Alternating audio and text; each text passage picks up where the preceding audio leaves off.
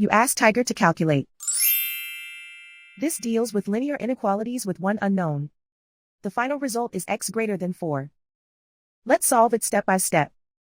Group all constants on the right side of the inequality. Subtract 12 from both sides.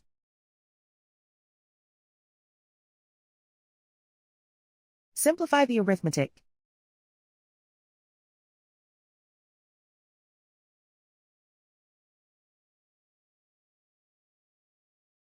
Isolate the x. Divide both sides by -2. Whenever you multiply or divide by a negative, reverse the inequality sign.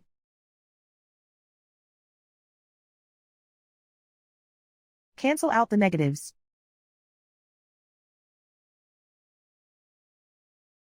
Simplify the fraction.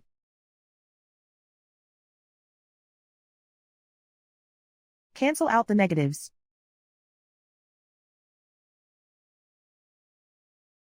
Find the greatest common factor of the numerator and denominator.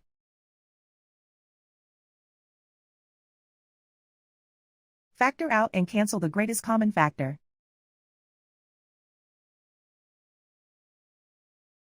Plot the solution on a coordinate grid.